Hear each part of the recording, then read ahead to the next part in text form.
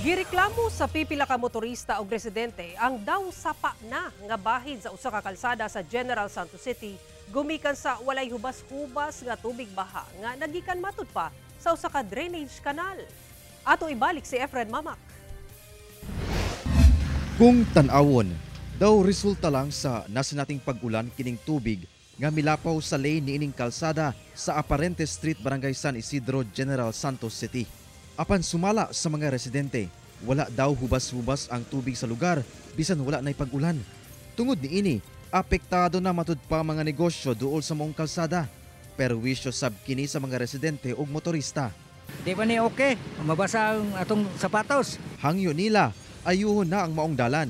Kayo lang taaning dalan dire kay pero may nagagi dire daghang masol ani. Usa sa mga ginalantaw nga problema dinhi mismo sa kadalanan mao ang baradong drainage. Busa ang mismong tubig muagi na lang sa lane sa mismong kalsada. Matud sa Barangay San Isidro, ang pagpaayo niini dili kuno makaya kung saligan lang ang pondo sa mismong barangay. Busa gidangup na nila kini sa lokal nga panggamhanan.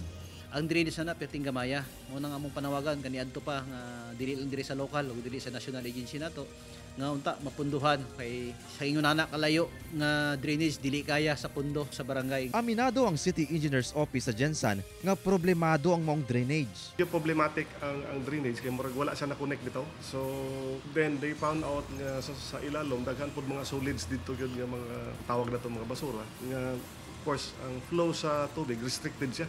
Apan gilaraw na nga ma-rehabilitate na kini. Kina-finalize po na mo ang investment plan for 2026. So mao na siyang listahan dito sa atong priority for next year. So gi-check na ko naa siya. Lauman nga magpahigayon og declogging operation ang LGU kalabot ni ini isip temporaryong solusyon.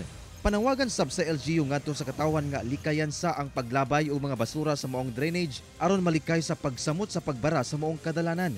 Kauban si Gary Balantayog, Bong Vicencio, Efren Mamak, 1 Mindanao.